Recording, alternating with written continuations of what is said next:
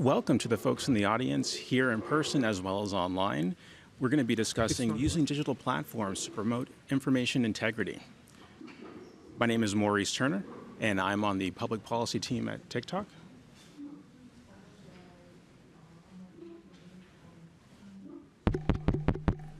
Hello.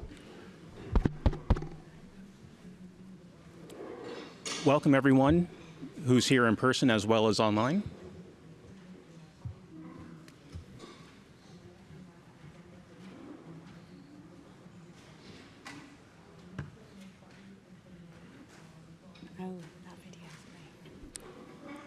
Welcome everyone who is here in person and online. My name is Maurice Turner.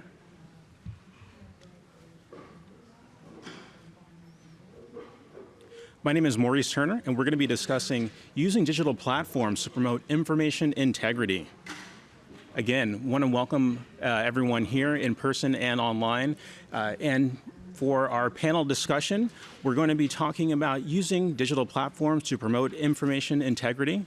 I have several panelists here, and I'd like to start off with a brief introduction to how we're facing this challenge at TikTok, and then I will get into introductions for our panelists, and we will jump right in to a back and forth that will also include Q&A from the audience. So if you have questions, please do make a note of them during this panel discussion, and towards the end, we will have microphones on both sides of the tables so that you can get up and ask your questions. I'm also encouraging questions from our audience online. So if you have any questions, feel free to go ahead and type those in, and we have someone monitoring that online discussion, so your question can be asked toward the end of the session. At TikTok, we believe this conversation is important because information integrity itself is important, both to inspire our creators to promote credible information, but also to ensure that organizations are doing important work to amplify their own messages. We look forward to hearing more about organizations doing that work in our discussion later on today. At TikTok, we remain committed to using fact-checking to make sure that the content on our platform is free from misinformation. We partner with more than 20 accredited fact-checking organizations across 60 different markets. We do this work continuously to ensure that we are making sure that our platform is as free from misinformation as possible. And we also empower our users through media literacy programs to give them resources to recognize misinformation, assess content critically, and report any violative content. And now for our panelists. I'd like to go ahead and start off with introductions. Dr. Ahmed, he's a creator that produces content. We also have Eva from the Information Society, as well as Gisela from the UNHCR. As an icebreaker, let's go ahead and start off with the introduction.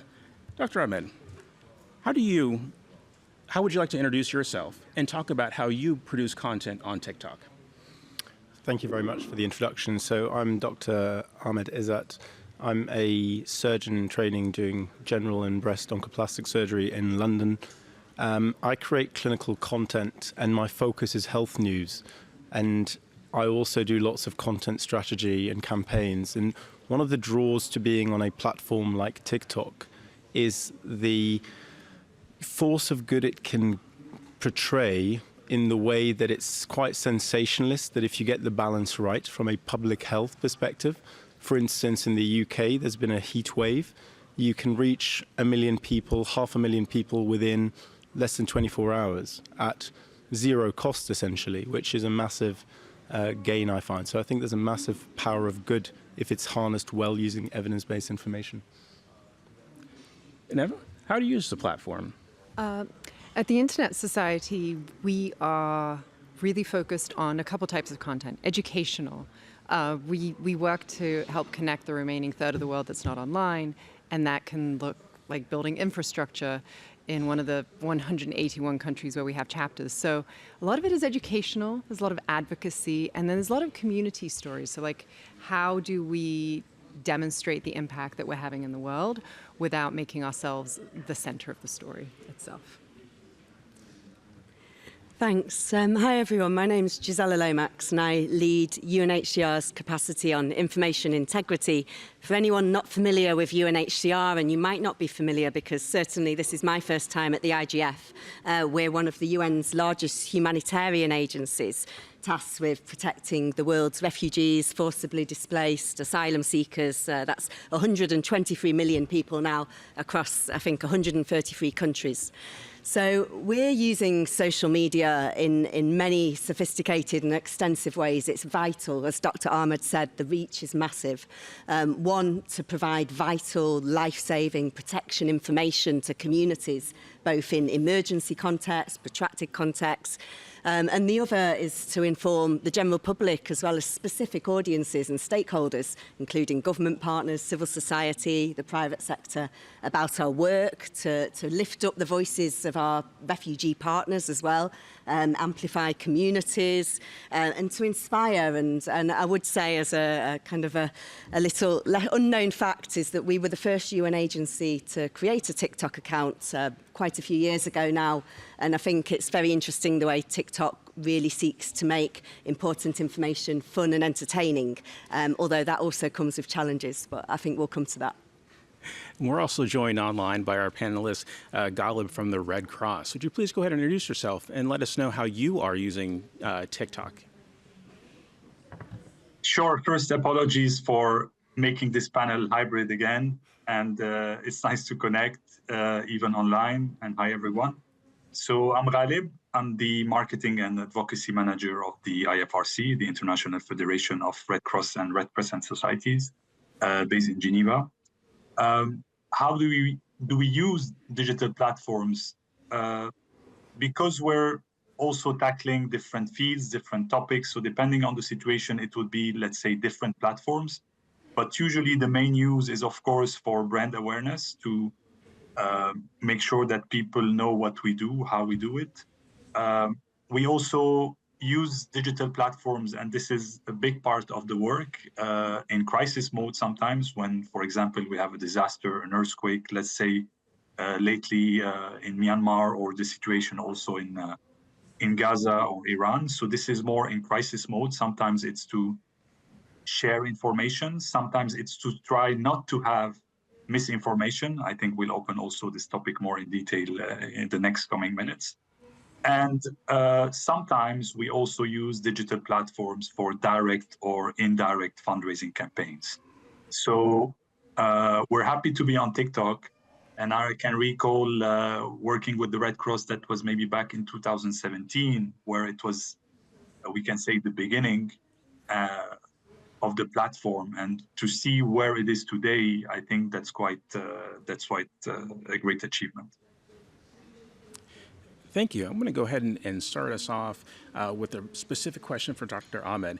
How did you get your start on TikTok, and what are some of the ways that you achieve your goal of making sure that you're getting content out on the platform and out to an audience specifically related to STEM and equality? So I think I'll share my journey because I think it's representative and it's an honest one. So when I first started my journey on TikTok as a medical professional and academic surgeon, I wanted to set up my content for actually very different reasons, which is trying to do stuff that's, seemingly for fun, lighthearted. But then I absolutely did not want to be that cliche medic who's creating content on medicine.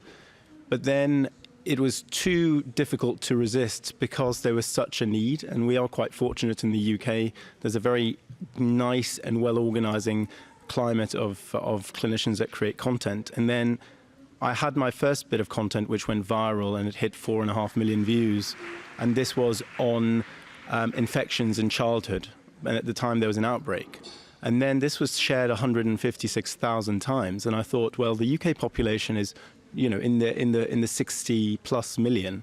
4.5 million is phenomenal. So from that point on, I actually really started to look into TikTok in a very different way, because the impact is so phenomenal. So that if there were outbreaks on, say, food poisoning, I've had agencies give me information but say, well, we can't disclose it publicly, just to try and govern misinformation and to try and help information.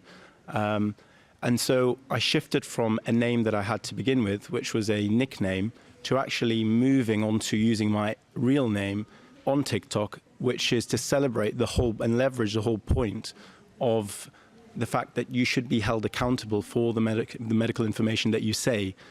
And I really do also see a massive shift in healthcare professionals and colleagues of mine who, to begin with, used to look at social media, TikTok, as a vanity project.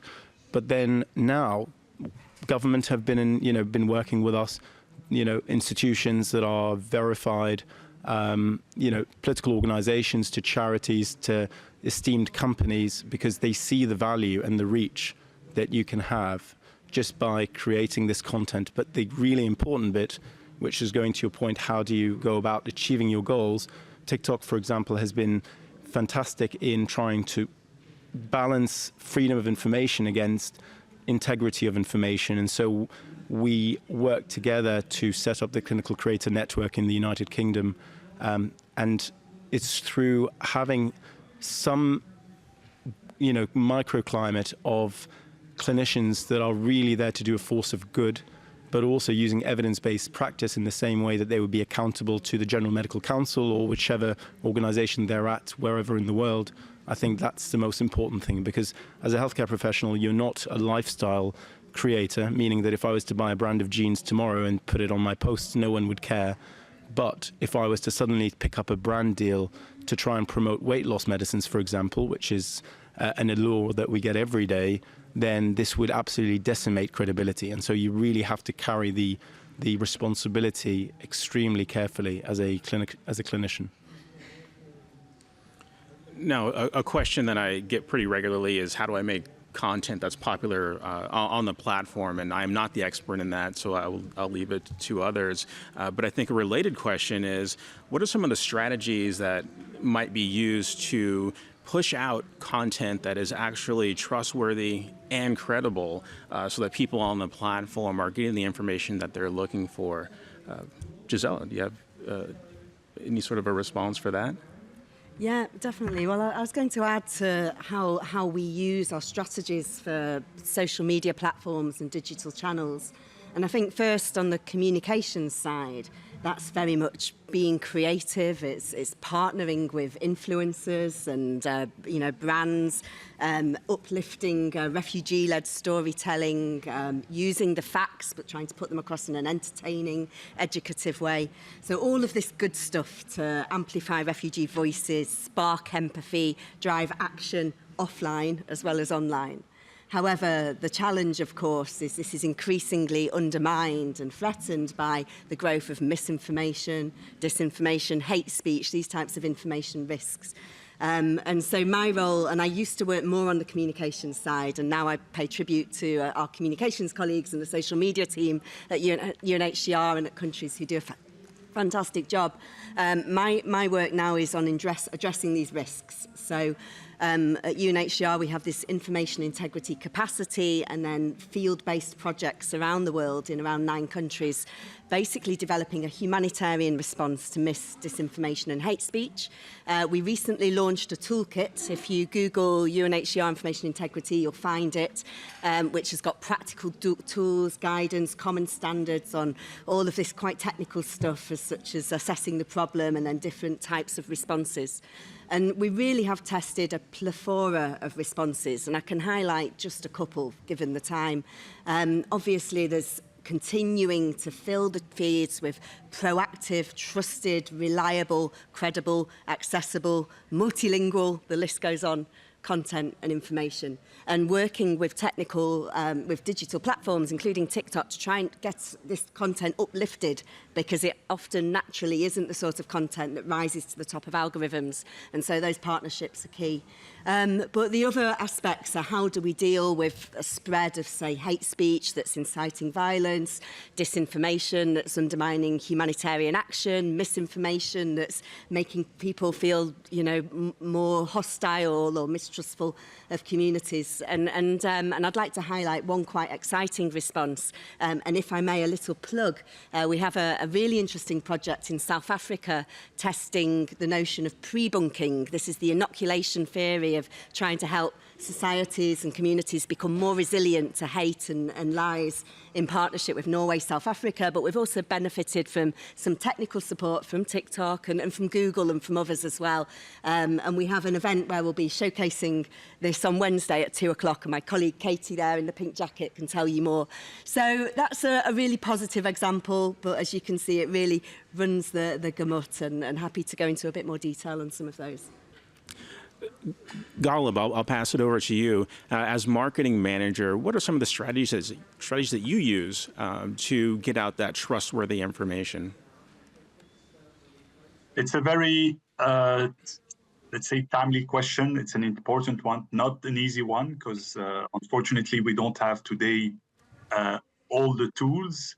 Because if we look today at the environment of misinformation, let's face it, we have sometimes companies, farms in some places where their only goal is to produce misinformation.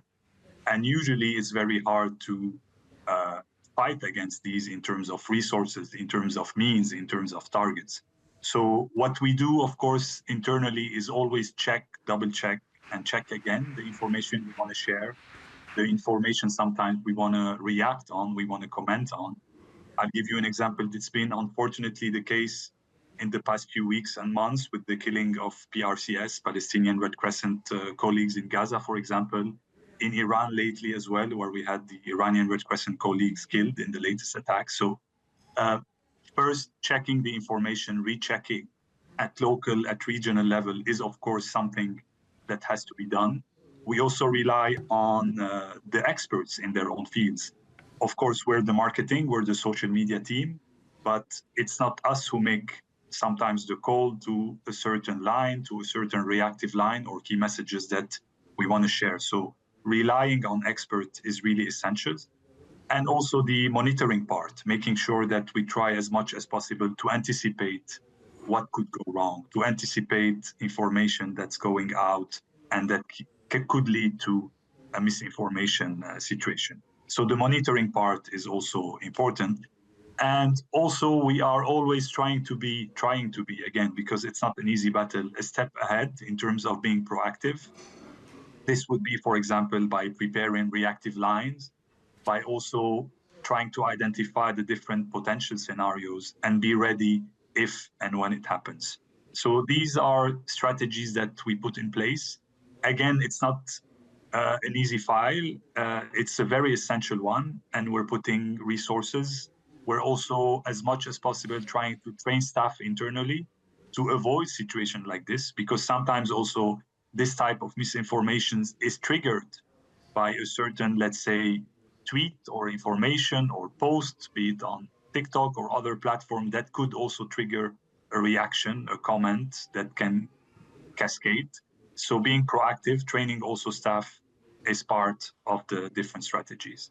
And let's not forget that the main objective of our communication is, of course, to be as impactful as possible. And we see this information as a threat, not only to the communication that we share on social media, but also sometimes to the credibility of the organization. Thank you. Those were quite interesting strategies. Eva, what about you? Kind of building on that, I think you have to bake expertise into the production process. Anything that you see on the social media platforms should be easily digestible, but it should be built on top of multiple layers of expertise and conversations and trust that we have across our community. You know, we do advocacy efforts in countries that I may never have visited, which means I'm not the person to create that. And so it should be labor intensive. I mean, dealing with these types of issues when we're creating them, when we want to be accurate, should look like a light lift, but actually, in fact, be a pretty heavy one. And that takes, I think, just incredible amounts of conversation and listening and being very online and seeing what others are saying. I mean, you have to be consuming a lot of information. Sadly, that includes coming across the disinformation if you're going to understand it and to understand how it's navigating the space. And the expertise also has to be credible because your audience doesn't want to be spoken down to. So when I say expertise, that is legal, that is technical, but it's also the people who are impacted by the, I mean, you touched upon, refugee communities. For us, it's about the credibility. We can all be led down a disinformation path, but I think people have a pretty keen sense of whether or not they want to listen to somebody, and credibility is built into that. So I think relationships, it's sort of the world that you inhabit in real life, how it manifests online is, I think, reflected into that work. So you just have to bake it in, and you have to have your work reviewed, and you have to be willing to produce things that maybe don't make it out into the world. You also have to be just willing to do your best and listen to others and make sure that by the time it gets out there, it's accurate. I think that's so key in that, it takes the consumption of so much information and the recognition that not one single person or even one organization has all the expertise. So there's a reliance on other folks in the community and building those relationships so that you can get that information, distill it, and at the end of the day, put out a product that looks like it was easy to make because it was actually easy to understand. And there's quite a bit of work that goes into that. I'm sure all of us, not only on stage and online, and as well as in the audience, have come across challenges in information integrity. So I'd like to shift the conversation to hear more about some of those challenges that we face specifically, and then also how we were able to overcome those challenges. Dr. Ahmed, can you share a challenge that you faced and how you were able to overcome that in terms of information integrity, and maybe even an example where you weren't necessarily able to overcome it? Yeah, absolutely. And some fantastic points here. And I think just to reiterate, one of the strong points of social media, especially short form social media, is that it can really reach those with lived experiences. And you are very much, there, very much accessible and very much accountable to the hundreds of comments you get.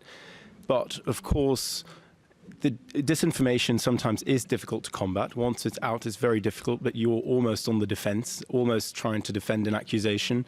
And sometimes it is an unfair footing because you can't go outside of descriptive evidence. But I remember and this was working with, after a call by a Labour MP who, now they're in government, who had called out for why wouldn't it be perfect to do a campaign on the MMR vaccine because there was a rise, and TikTok responded and said, we'll do it. And then I fronted that campaign, and I remember we filmed up in the Midlands of England, in London, in different demographics of different ethnicities, backgrounds, etc. And I actually remember the disconnect between the reality, which was that many people were believing in the vaccination importance, but then this was after the backdrop of the COVID vaccination saga, where first of all, there was a time where these medicines were tested in Africa that created catastrophes in terms of the bringing back lots of bad memories around it, historical memories. But then you had lots of top-down, suited and booted officials telling people what to do. And that made things even worse. And the result was that the public health message has transformed forever, in that people really don't want to be expected to listen to officials telling them what to do. And this is where social media had risen. But then I received a massive backlash when I did the content on the MMR vaccine, and with very, very, very loud voices who are a very, very, very small minority spreading disinformation. And I think going back to what you've said, that if you build trust and people know that you are doing your best and understand your values over a period of time as opposed to just a one-off hit, then that tone starts to soften. And the other thing I would just say is, and I've had this conversation with very senior officials from another part of the world who said, well, you may say that your group of viewers are intuitive, but ours aren't. And this is another well-developed nation, one of the most well-developed and one of the richest. And I was actually saying it's exactly this mindset which sets us back.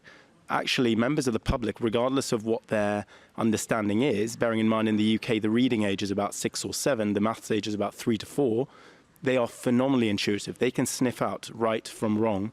You just need to be able to explain that information in an easy and simple way. And the last thing I'd say, so I don't take up too much time, when you're looking at content quality, please don't look at followership, don't look at likes, look at engagement and quality of engagement in the comments and the type of content. Because if the content is high quality, it will deliver on engagement. I wouldn't worry too much about the followerships and the millions of views. It's about the quality of engagement.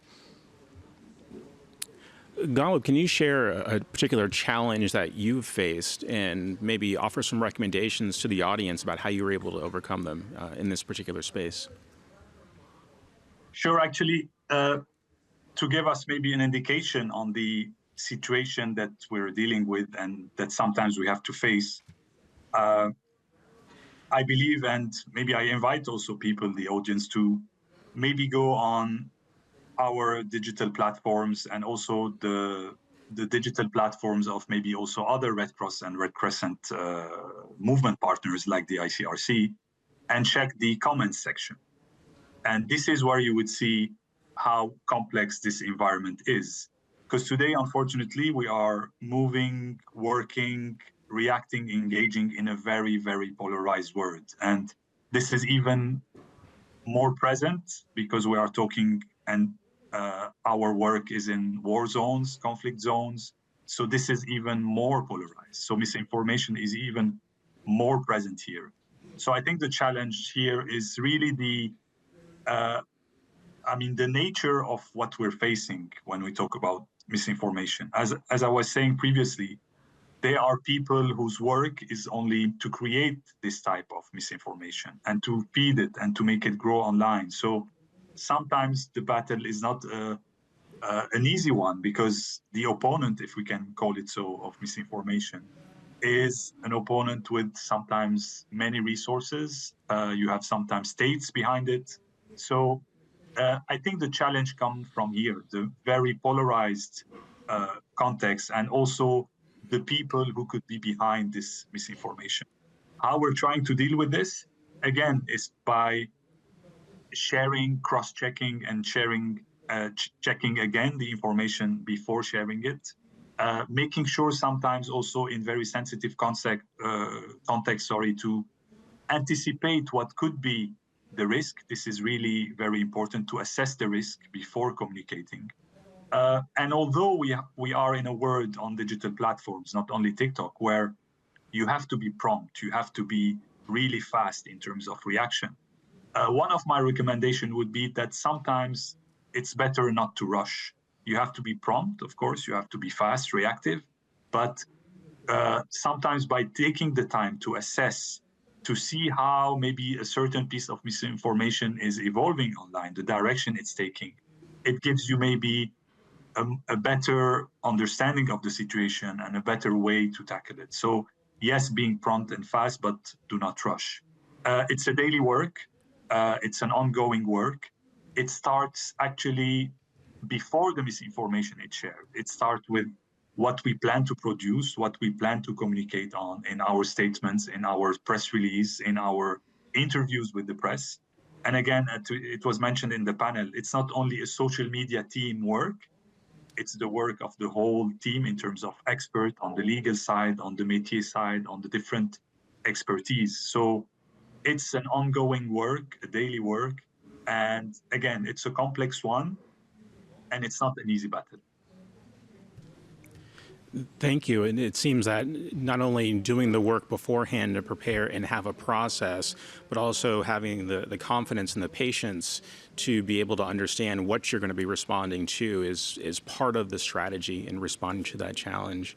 Gisela, do you have a particular challenge related to information integrity that you'd be able to share with us and maybe some recommendations for how you're able to respond to that? Thank you. And I like you say a particular challenge. There are many, but perhaps I could just highlight 3, but then there are some recommendations I can make as well. I think building off the points there that Galib just shared, I mean, the first is to say this is a very jargonistic term, this is multifunctional work. This is not just communications, this is protection, policy, operational governance. And communications. And so really it's getting that message across and then making sure these multifunctional teams are resourced. That's more of an internal challenge for how we address it. But I would say there's three very distinct challenges, and one is that protection challenge. Information risks such as hate speech and misinformation are directly and indirectly causing real-world harm.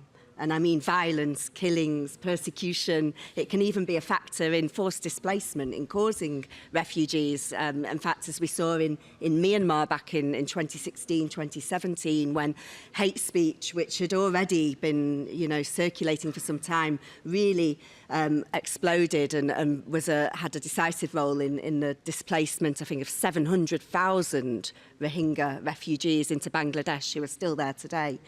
And then also on communities, it's normalising hostility towards refugees and migrants. So there's the problem, the harms over time, the very direct harms.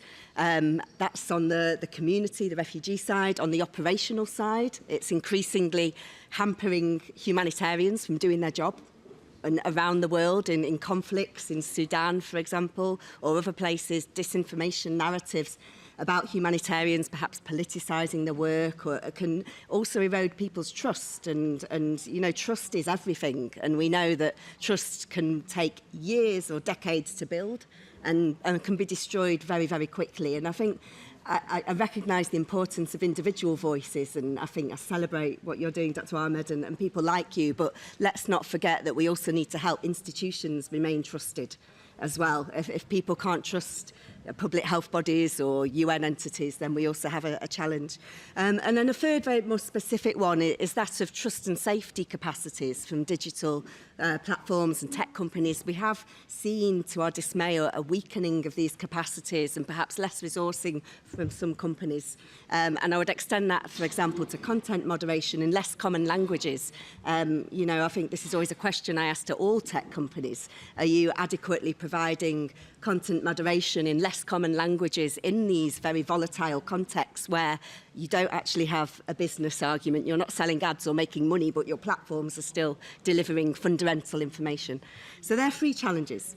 But onto a recommendation. I think we're sat here at an event designed to create international cooperation to solve these problems, so it's partnerships.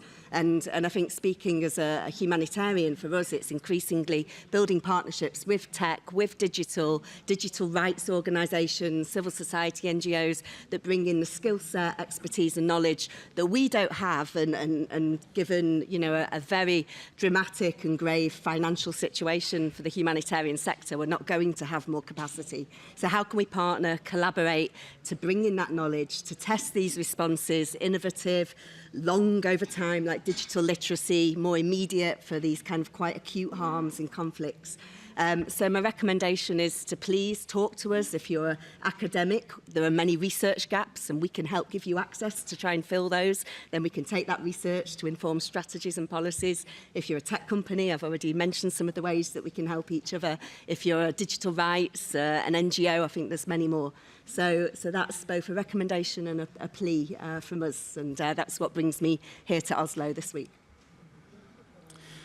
Eva, I'd like to hear more about maybe more of the technical side of the challenges. What are some of the challenges that you're hearing about from the folks that you're working with, and how they're trying to tackle information integrity, and what are some of those recommendations that seem to have surfaced to the top?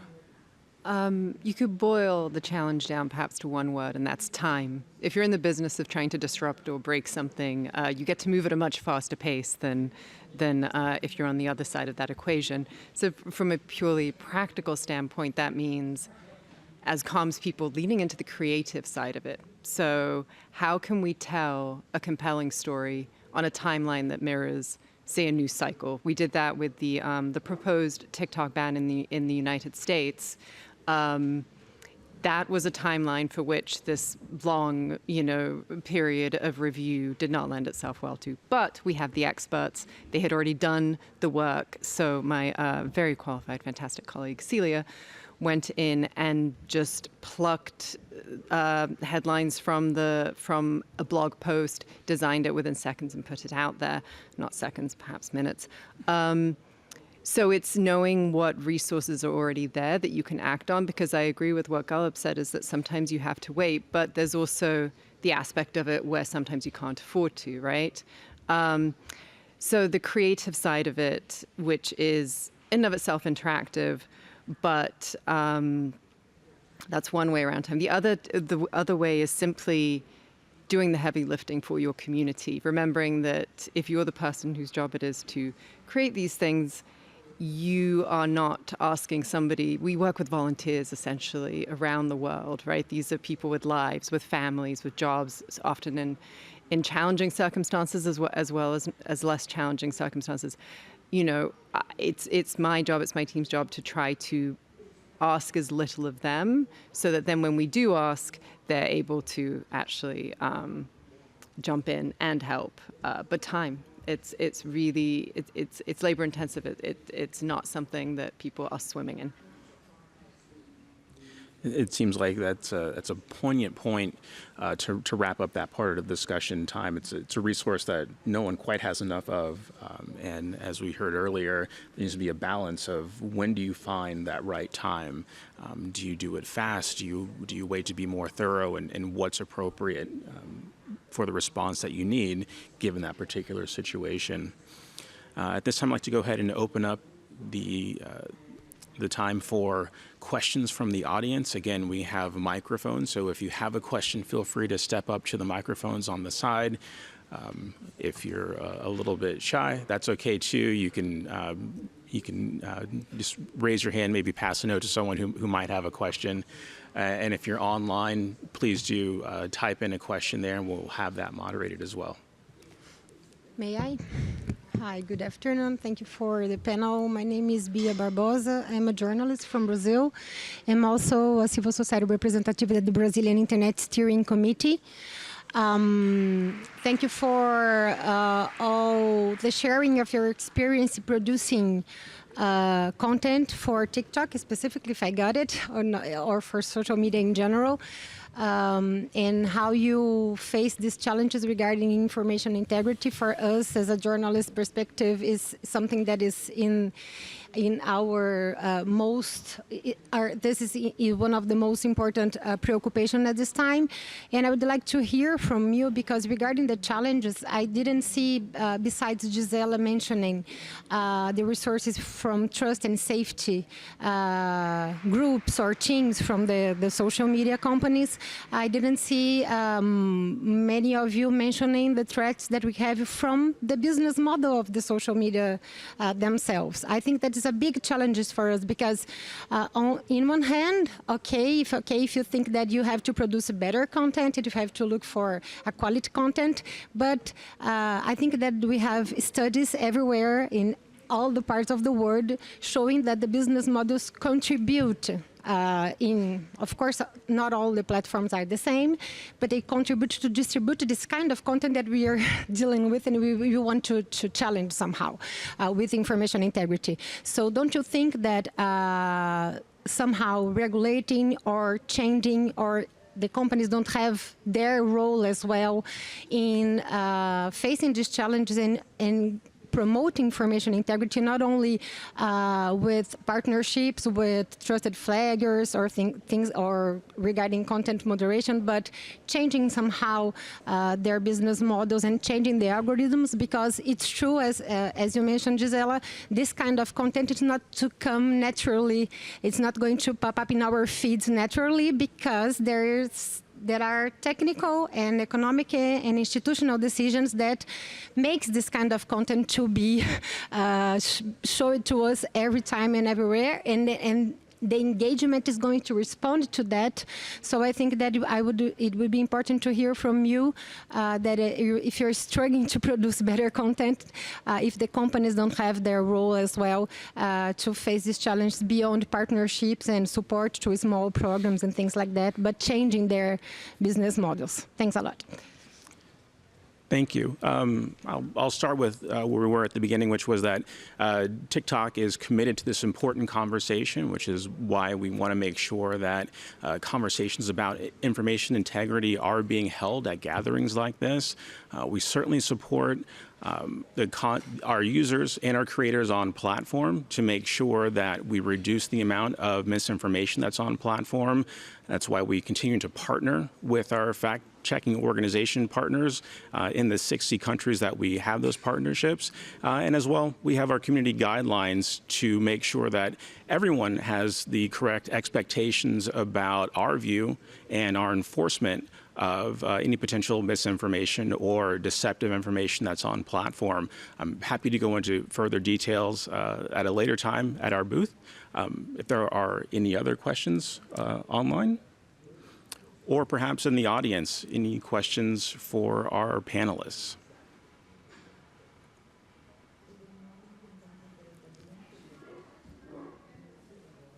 Okay. So I was just going to say on this point, just being a realist, ultimately, and thinking about policy, because I'm an academic also, and this is not about, I don't represent TikTok, nor do I represent any other social media platform, but in the real world, the responsibility lies on governments to make legislative law, and that law has not happened. So it's for NGOs and third sector and for lobbyists to lobby politicians to make that legislative change. Ultimately, it's not going to happen otherwise, because the problem is, going to what you said about the drowning out of information, there's just been a published study, and this was through access to back-end information about mental health in the UK, and it's been published from the University of Birmingham. And guess what? Young people do not, they want a degree of freedom in the information that's relayed, but the moment they think it's engineered or modified, and there isn't that freedom of information, they will stop using it. And that's the whole premise of social media. So and going just quickly to Gisella's point, I absolutely agree. I actually don't want to be the person creating content, because it's not sustainable. It is not, you don't want to rely on one person, because if I misstep tomorrow, for whatever reason, then that's detrimental to the community. But the problem we currently have, and this is why if any of you are interested, please do get in touch. Organizations don't want to engage, or they just don't have, they think that it's not a priority, or there isn't a budget to engage clinical creators in trying to gain their expertise, because ultimately you've got a 24-year-old hitting 10 million views a week. And so should we make that connect, then absolutely, in 5 years' time, I'd love to see all the organizations sweeping all of the content and the volume, but we need that engagement. Yeah, agree. Just to say, I agree.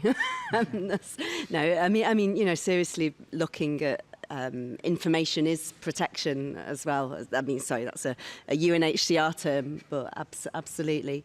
I think the sweet spot, though, I do think you have to be creative. I think also being pragmatic. Attention spans are changing. The way people learn and consume information is changing, like it or not. And I speak as a mother of teenage daughters.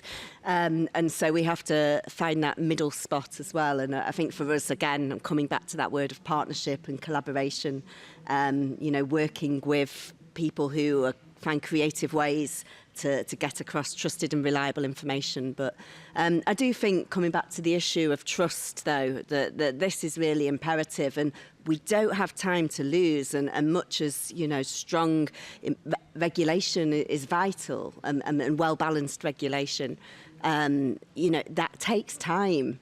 Parliaments can't do this overnight, and at the same time, AI is evolving faster than the speed of light, and the human brain and how we react to information is evolving. So, and trust is being lost in this mix. And I think certainly tech companies have the ability to move way more quickly to address that as well. Hello. It's a very small question of clarification for Dr. Ahmed. You said that high-quality content usually correlates with high-quality engagement. And I'm wondering what exactly distinguishes high-quality engagement, particularly for just an everyday user, say someone like myself who's not an expert in what you're an expert in. How would I be able to pick up that something is high-quality content because, or by virtue of its high-quality engagement? Thank you. Yeah, thank you very much. So my statement was more, I wouldn't judge the high-quality content by followership or views, but rather by the quality of engagement, meaning the microsystem that evolves through the way users will consume that information. And sometimes you can see that through the comments, for example, is a very good measure. But ultimately, starting anew, I think one way, and this is something that I personally use when I'm creating content, is that very much I'm traceable down to where I work, my professional attributions. And I don't worry too much about how many views I will get off of post. So whether I do the post and it gets 1,000 views, or I do the same post and it gets 1 million views, the ultimate goal is to deliver the consistency. And so as a creator, I need to understand what I'm trying to do. So in my case, my domain is health news, predominantly, which has a short time span. So this is what I would do. But equally, you can then identify me on LinkedIn and find out my qualifications and my attributes. There is, and this is where social media platforms can really make a difference, there should be an onus, and I don't think this needs law, where clinicians absolutely, to make any clinical content, and there are other social media platforms that are slightly far ahead in the game, to make it absolutely enforceable that to get that validation to be a health creator in that category, that you need to provide your credentials and qualifications. And I think that's something that's immediately translational. But there is a lot of responsibility on you as a user identifying and shopping around to know. Because also there are some clinicians that have, there are examples of clinicians who've got significant number of followers who were indicted in the federal states or federal government of the United States because of pushing agendas with industry in beverages, for example, and they were paid to create the content. And they, on paper, are extremely high quality. So there is an element there of you shopping around, but ultimately it's the clinical creator network that's been developed, and I think social media platforms are at a point that they have to differentiate based on qualifications. I do agree with you on that. Thank you.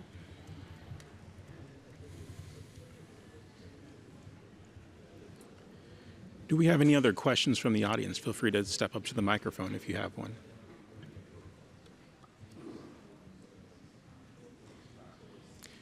Any questions from the online audience? Excellent.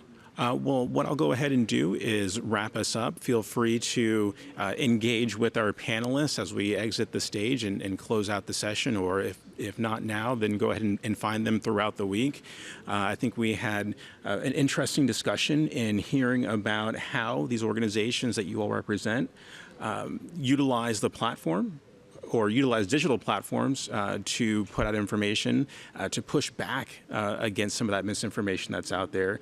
We also heard about some strategies for attacking the issue of the safety issue regarding information integrity, and we also heard some of the recommendations that came through as well. I particularly enjoyed hearing about those tensions that naturally take place between having to be viewed as experts, recognizing that you also rely on a network of expertise, so it's not just one individual or one sole organization, and also that tension between balancing that limited resource of time, so being very prompt, but also allowing time for that situation to evolve, to better understand how best to respond to it in a way that is not only authentic, but in a way that is also prompt, so that even when attentions might be shortened, that message can get out effectively.